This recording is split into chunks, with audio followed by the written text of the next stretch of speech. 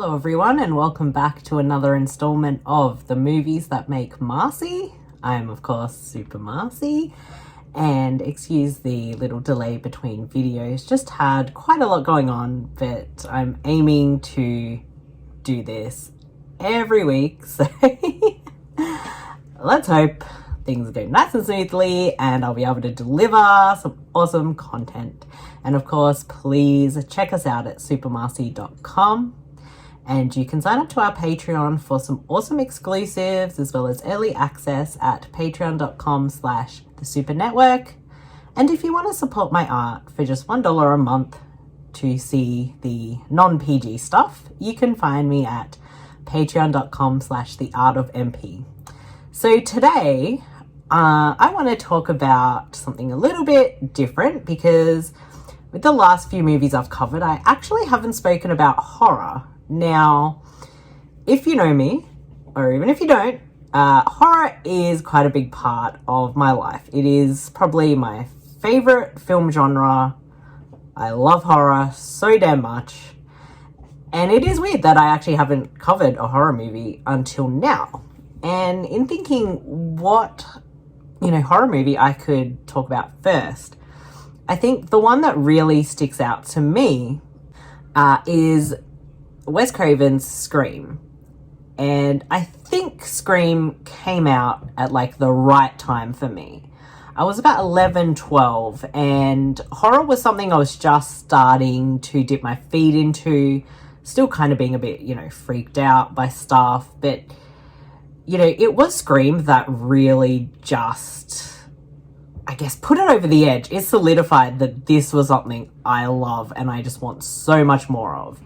The magical thing with Scream is that it has so many references. It is quite the meta film. And, if you'd seen Wes Craven's New Nightmare before you saw Scream, you could see that was kind of the direction he was heading in.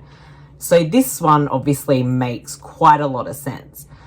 And with having so many references, it really opens your eyes to so much more. Being that young, there was a lot of stuff I hadn't seen. Without a reference to, say, The Howling, I may not have seen it, at the time I saw it. I might not have seen it till much later. And I'm glad that I saw it when I did, because it's great.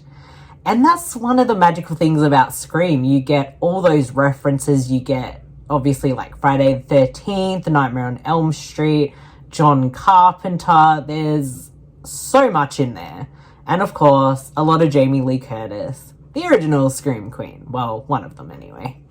And that was something, maybe we didn't pay attention to that the first time we watched Scream. But upon rewatches, you definitely pick up on it and you're like, I really need to see these films. Or if I hadn't seen, all of the franchise, it made you want to watch it. So it's definitely very fundamental in me discovering a lot of these things or giving something a chance. And I remember the first time I watched Scream, I think I was having a sleepover with my friend at the time and we hired the VHS. Remember videotapes, everyone? And you know how obviously in the movie we've got the phone calls, which is a big part of it. And I'm pretty sure halfway through the movie, there was a phone call and none of us could hear who was on the other end, and it was really creepy and it freaked me out. And having something like that happen really does heighten the experience. And it was just so cool. And after that, I bought the VHS for myself. Can't remember how long down the track, but I did. And Scream was something I would watch almost every week. I'm pretty sure I had 30 viewings in that first year. So Scream is probably one of my most watched movies, and we used to quote it all the time, even the most stupidest stuff. We would always be like, so what would be your motive? It was just that kind of movie. And it's not just for me, Scream affected so many people. It did get people reinterested in horror and slashers and, this a whole different thing and sort of bringing back like the more realistic look at teens in films and not just ones to be picked off. These were characters who actually had story arcs and were interesting, and there was so much you could relate to because, you know, with those characters you could see yourself in, you know, bits of yourself in all the characters, which made it so damn cool. And I think, you know, a lot of people definitely would have had that awakening, and Scream itself just revitalized the genre because horror was just almost this dying thing. It was just not going to theaters. It was direct to video, low budget, like so much stuff came out.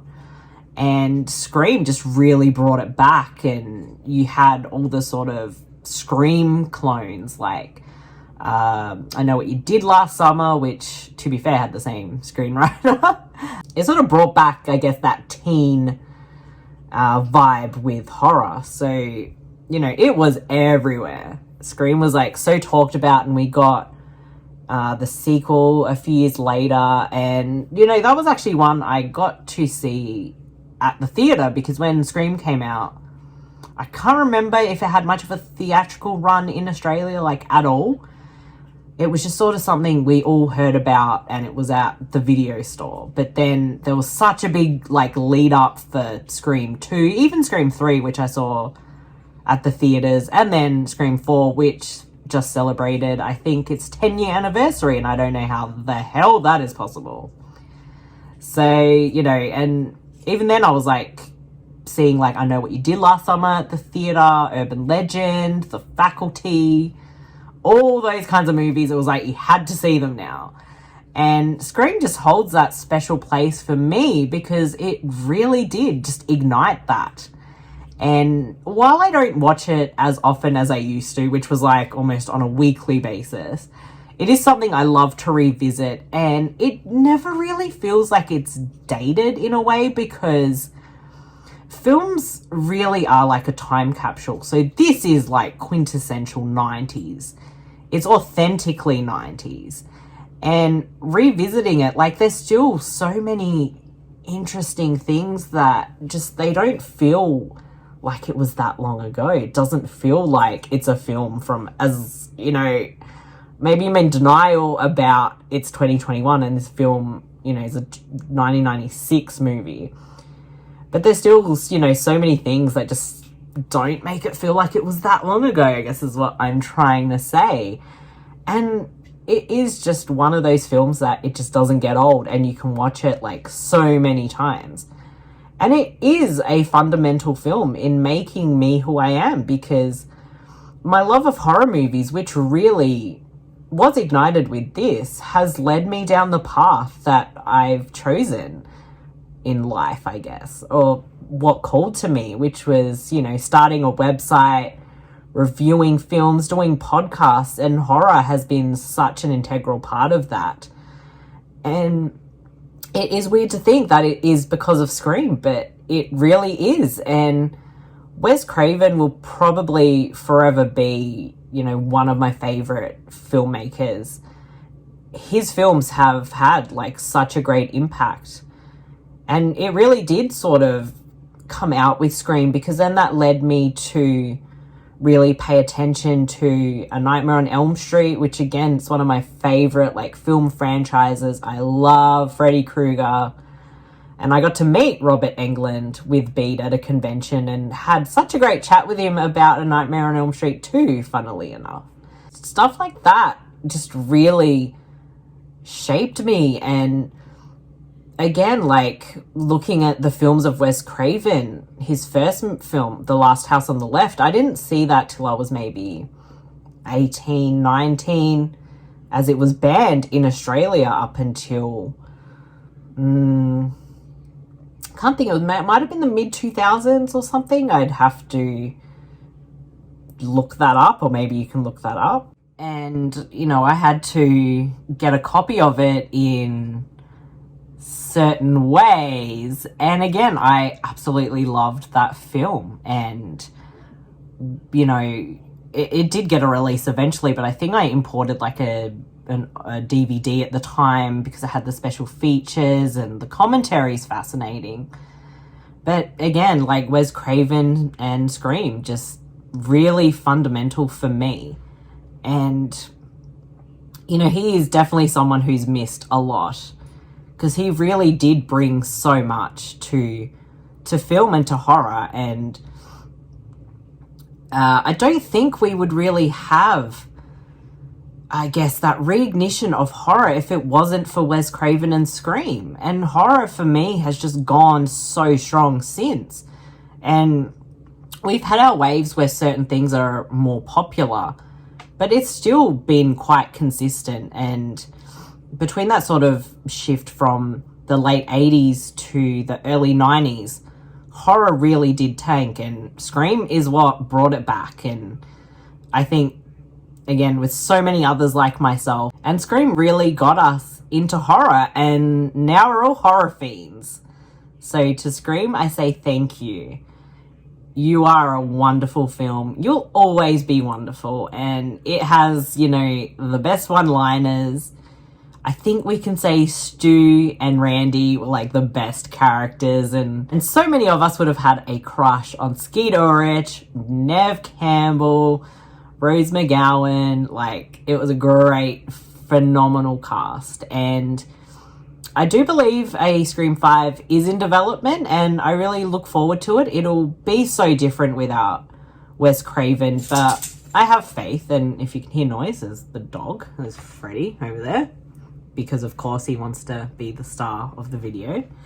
And no, he wasn't called Freddy for Freddy Krueger. He was called Freddy for Freddie Mercury.